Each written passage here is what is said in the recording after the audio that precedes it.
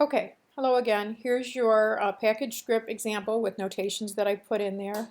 So I'm going to go over just the exact thing with you that I posted. That way I can elaborate on things. So you were using the same side-by-side script as we used before. Um, you don't really have to fill any of this in. You can if you want. That's not really that important. And again, as I mentioned before, if after you graduate you go get a job at Fox or any TV station, um, their script might look different than this. It's probably going to be a side-by-side of some sort, but it's not going to be this exact script. Every company, agency, whatever, is going to have maybe their version of a side-by-side script. And even some of the way they do things are going to be a little bit differently. The main thing that I'm teaching you is how to write. Formatting things are going to be different depending on where you're working. So just expect that. As I said before, this is the script that my husband and I use for our professional work. We've used it many, many years. Before that, when I was working as a reporter, our scripts looked a little bit differently, so that's not really a big deal. You'll learn the formatting of wherever you are. It's more or less that you're learning how to write audio, choose sound bites, choose B-roll to go with your audio. So that's the primary thing, just so you won't be shocked if you end up working somewhere and say, well, I've never worked on a script like that. Okay? All right. So you're going to write package right here in the corner, package and the date. Obviously, this is the last year's script from last year's class, but you're going to write the date right there. You're seeing video.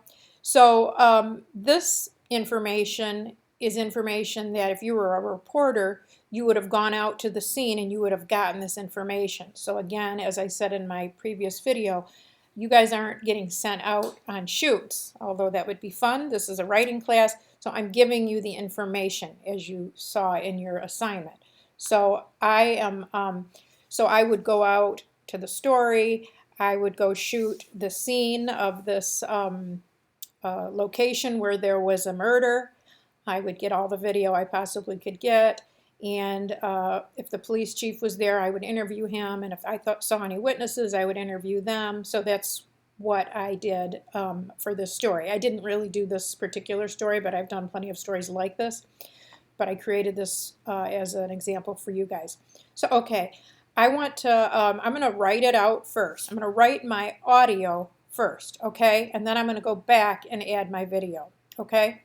But I'm going to think about when I'm writing my audio, my opening, what video do I have? So I went out there, what did I get? Obviously, the crime was over. One man was dead and others in the hospital. Nobody was there except police tape was there. Police cars were there. Maybe there was some still witnesses hanging around looking and talking to police, okay? So what did I get? Well, I got the crime scene. I got a wide shot, and that's probably what I'm going to start with, okay? So I want to open up this package with something interesting that's going to make the viewer stop and listen, okay? Because when you're watching the news, you don't want people getting up and going to the bathroom or getting a drink. You want to try to keep them engaged in the newscast. So I decided to start this. It could be called A Date for Death. I don't give any information away. This is literally a way for me to grab the viewer, okay? They don't know what I'm talking about. They don't know this is a murder. They don't know it's a gang related. They don't know anything. I'm just trying to come up with something catchy. It could be called A Date for Death. Well, now I need to elaborate. A violent face-off between two gangs took the life of one man tonight, okay? So right away, I'm going to tell that one man is dead. This is hard news. So I'm not going to dilly-dally and tell them other things. Right now, I'm going to start out by telling them somebody is dead. Now, the person is not famous. So if somebody famous like Kobe Bryant dies, which sadly he did, right away the intro is going to be Kobe Bryant is dead today because he's famous and we all know him, okay? But this man is not famous, so we're not going to give his name right away. I'm going to say again, a violent face-off between two gangs took the life of one man tonight. He's not famous, so I'm just saying one man is dead. I'm using good adjectives like violent, a face-off, two gangs took the life of one man. Okay, now that I have said one man is dead, now I need to identify this man. Of course, in news, you never identify a person until the family has been notified, but you're aware of that when you're writing the story, whether the family has been notified, because the police will not give you the name unless the family has been notified. Okay, so now I'm going to say who died, and I'm going to tell his age right away. 19-year-old Frank Johnson was stabbed to death during the altercation that happened outside of Cobo Arena earlier this evening. As you can see, I'm unfolding the information. First of all, I just tease you and I say something about a date for death. I don't know if it's people, animals, whatever. Then I tell you a little more. It's a violent face-off between two gangs and one person's dead. Then I tell you a little more. It's 19-year-old Frank Johnson and he was stabbed to death. I tell you how he was killed during the altercation, which we already know it was a fight. Now I'm giving it a new name. I'm using a synonym that happened outside of Cobo. Now I'm saying where it was and I'm saying when, earlier this evening. Okay? So then it's time to have a soundbite, because remember, a package is telling a story with the voiceover of the reporter and then the different interviews that I got. And I'm using little parts of the interviews, which are called sound bites. So I interviewed a witness, Tracy Murdoch. So I'm going to use Tracy to help her tell the story. This keeps this story very interesting. And she says, I was walking nearby when I heard scuffling and shouting and saw a bunch of young men fighting. It looked serious, so I immediately called 911 and got out of there. As you see, I'm only using 10 seconds of Stacy, okay, or Tracy. Okay, so I'm not going to go long with that because, again, I don't have a lot of time. I got about 1:30 to tell this story, okay? And I have these notes here. So catchy opening, I tell what happened. I use 4 different shots for this VO section. Okay, so this is what I'm talking about, my VO. So when you have video, you want to switch your shot every 2 to 3 seconds. I always switch my shots on punctuation because that's where there are pauses. It could be called a date for death. A violent face-off between two gangs took the life of one man tonight. So I start with a wide shot of the crime scene so everybody kind of gets an idea where we're at. Okay. I do a medium shot of a chalk line on the sidewalk where the man was found. So that's going to cover this part. I do a close-up shot, a still photo of the man killed acquired through police. So sometimes you can get this, sometimes you can't. And then a medium shot of the Cobo area site, which might be like a police car and some tape or something like that. So I'm using 4 shots to cover this, 16 seconds of copy, okay? So I'm allowing about 4 seconds a shot. And I'm editing. So right here, as you can see, I don't say exactly where the edits are going to be. I don't say where here this shot. Normally your editor can figure that out. I personally always try to edit on punctuation because that's where you pause. You're editing on pauses or when the shot, what you're talking about changes. Okay. So, and I want you to look at these notes because this is just what I just told you is in these notes as well. Okay, so I have an eyewitness. So next I go to another person that's a witness. So I use 2 witnesses in a row because I want to, because it's very interesting what they're saying. So then I say Fred Doyle, witness. So when I introduce who these people are, Tracy Murdoch, witness, the editor or the person in the control room is going to give the lower third by this information. The lower third is when you see the person on camera, you see their name on the bottom. When you watch the news, you'll notice that, and you'll see that on the examples. That's what this is. That tells that person, this person's name with the correct spelling and who they are.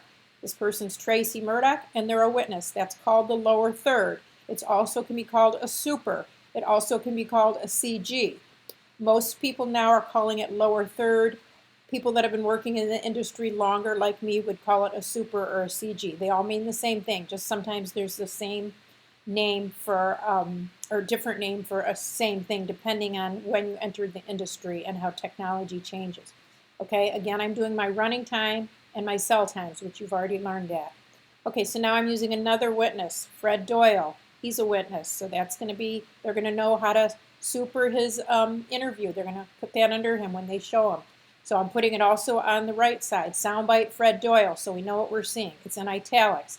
I was waiting at the bus stop and heard yelling over in front of Kobo, and it looked like a bunch of guys were attacking other guys. So that's his little soundbite.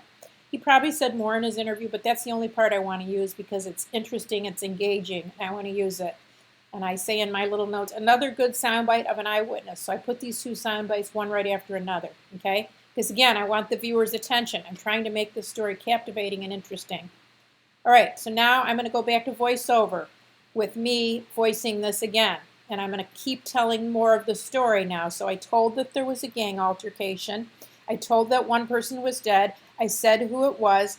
I said they got stabbed. I said it was at Kobo. Now there's more of the story that I need to tell, okay? On arrival, Detroit police also found 22-year-old Ryan Sanchez lying on the pavement with a knife wound to the chest. He is currently in critical condition at Detroit Receiving Hospital. Detroit police officers were on the scene in time to arrest 3 of the gang members.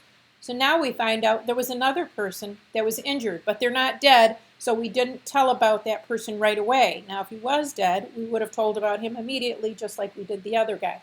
We tell his name, his age. We always tell the ages. We found out who answered the call. Detroit police came. We found out he was lying on the pavement with a knife wound to his chest. We find out where he is now. He's in what condition he's in. He's at Detroit Receiving. He's in critical condition. And then we tell Detroit police we're on the scene in time. We found out, oh, 3 people were arrested. Okay? So we're unrolling the story. We're unfolding it and telling what happened. So let's see what we're putting on our left side. A wide shot of a police car in front of the criminal scene. Remember, by the time you get there, most things have gone. Sometimes the ambulance can be still there. I mean, they're still not going to be fighting because remember, once the news gets it and gets their car over there, a lot of things have already happened. So you try to get as much as you can. A medium shot of a chalk drawing of the Sanchez location. So they probably did a chalk drawing of this gentleman as well. So you'll get that. A wide shot of the Detroit Receiving Hospital. So when we're talking about Detroit Receiving Hospital, we want to be as literal as possible. We're going to drive our news car over to the Detroit Receiving Hospital, and we're going to get a shot of the exterior, and we're going to get a shot maybe of the front doors and of the sign, whatever we can think of that has to do with the story, okay? A medium shot of police on the scene. Detroit police officers were on the scene in time to arrest. We're not going to see them arresting these 3 because we're too late. But we can get a shot of the police car still at the scene, probably hanging around, talking, looking at the crime scene. You know, they usually do that for quite a while. Okay? We have 19 seconds here, and our 51 is our running time. Okay, so now we haven't used our police chief yet, which is very important.